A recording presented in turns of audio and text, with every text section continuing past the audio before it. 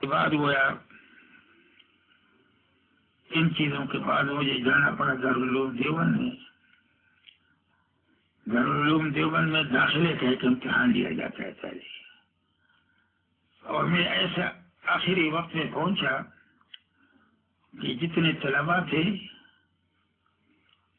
ان کی بڑی تعداد اس سے قبل فیل ہو چکی تھی، اور باقی گنجائش کو 5-6 کی باقی تھی. یعنی آخری وقت تھا. اول وقت میں تو زیادہ کامیابی ہوتی ہے اور آخر میں ذرا مشکل. تو مجھ سے پوچھا تو یہ پوچھا وہ اللہ کا فضل تھا اور اس کا احسان تھا کہ میں نے جو امتحان دیا تو باقی جتنے طلباء سب فیل میرے سوا. میں کامیاب ہوا تو میں نے داخلہ لے لیا. داخلہ لینے کے بعد وہاں قاعدہ ہے کہ طلباء میں جو ماہر ترین ہو اکثر علوم اسلامیہ کا، ان میں سے ذہین تر اور فصیح تر کا انتخاب کیا جاتا ہے اور عبارت کے لیے انہیں کو چنا جاتا ہے. تو اس میں 6 طالب منتخب ہو گئے اور تعداد تھی کچھ 60 کی. ان 6 میں یہ اخکر بھی شامل ہوا. تو میں عبادت کرتا تھا اور حضرت شاہ صاحب کے سامنے عبادت پڑھنا وہ حالت نظر سے کے قریب حالت ہو جاتی تھی، اتنی وہ علمی ہیبت تھی اس کی. تو وہ میں پڑھتا تھا تو بہت کم جگہ وہ حضرت شاہ صاحب نے فتح دی، ورنہ اکثر عبادت کو درست قرار دیا. وہ عبادت منتخب ہوئی. اس کے بعد 6 میں سے 3 کو بھی حذف کیا کہ اب ذرا کتاب کو ختم کرنا ہے تو سریع العبارت اشخاص کی ضرورت ہے تاکہ جلتر گویا بخاری شریف ختم ہو جائے. بخاری گویا کی عبادت پڑھی جاتی تھی. تو 3 میں یہ اخکر بھی شامل کر 2 اور تھی.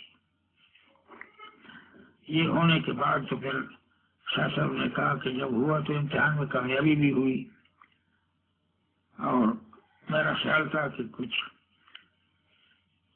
طبی علوم بھی حاصل کیے جائیں. تو حضرت شیخ الہند رحمۃ اللہ علیہ کے بھائی، شیخ الہند کا نام محمود الحسن تھا جو شاہ صاحب کے بھی استاد تھے،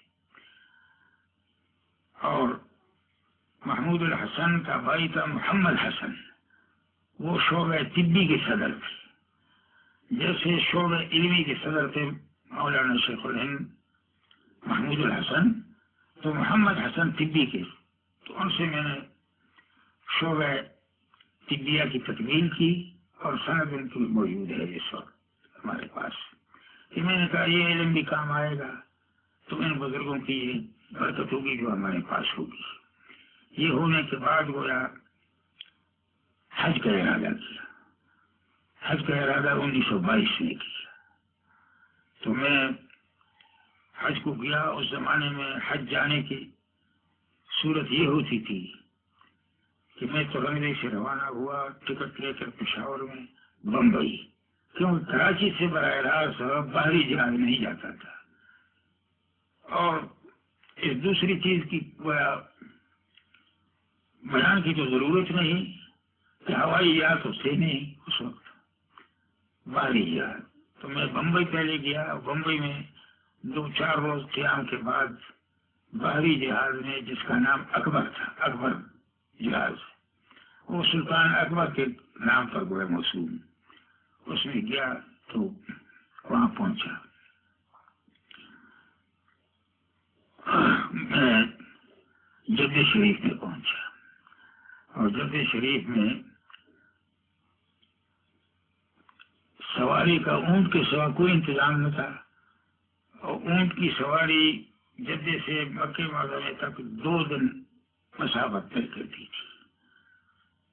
تو درمیان میں باہر ایک جگہ ہے وہاں قیام کرنا پڑا. ایک دن شتری سفر کے بعد، اس کے بعد دوسرے دن میں پہنچا مکہ معظمہ.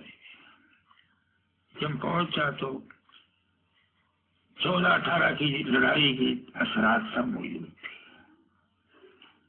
جگہ جگہ تباہی تھی، وہ بربادی تھی. شریف مکہ کی حکومت تھی. شریف مکہ پر زور ڈالا انگریزوں نے کہ وہ انگریزوں کے تابع ہو جائے تو ان کی مشکلات حل ہوں گی. مشکلات تو یہ کہ اشیاء خوردنی کی سخت گرانی تھی اور ایسی گرانی تھی کہ لوگ جو ہے جان بلب ہو گئے تھے. تو آخر شریف مکہ کو بھی کوئی چارہ نصیب نہیں ہوا سوائے اس بات کے کہ انہوں نے کلے کے جہاز جدے میں کھڑے کر دیے اور کہا کہ ہماری ہدایت پر اگر آپ چلنا چاہے تو یہ غلے کی مشکل بالکل ہم حل کر دیں گے. تو غلہ وہ لائے تھے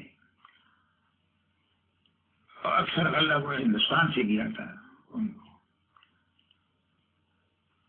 تو شریف مکہ جس سال میں نے حج کیا تو گویا مواقع حج میں عرفات ہو یا مزدلفہ ہو یا دوسری جگہ تو اکثر جس اونٹ پر وہ سوار تھے تو پاس والے اونٹ پر میں سوار تھا. بات چیت بھی ہوتی تھی.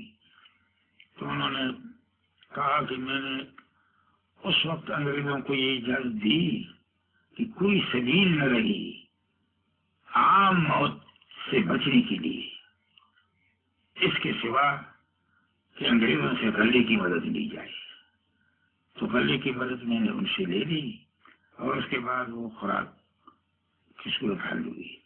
لیکن اس کے بعد انہوں نے کہا کہ ترک جہاں مقبوض ہے قابض ہے ان کے خلاف آپ کو لڑنا پڑے گا.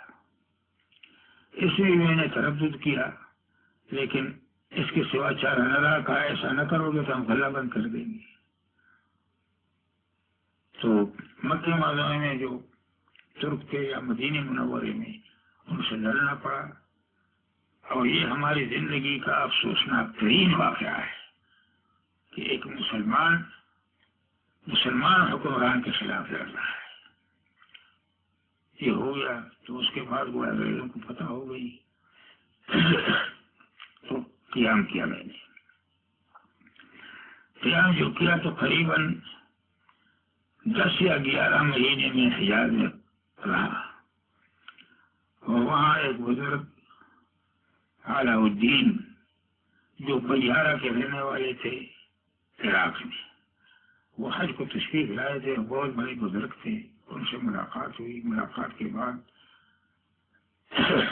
ان کی دلی شہادت نے یعنی دل کی شہادت نے مجھے گویا سلسلہ نقش بندیہ میں اجازت دے دی اور وہ مراحل بھی طے کرائے. یہ ایک تصوف کا ارتقائی مرحلہ تھا جو رکھا تھا وہ اس بزرگ سے علاء الدین سے اللہ نے حاصل ہونے کا موقع دے دیا حجاز میں. اور اس کے بعد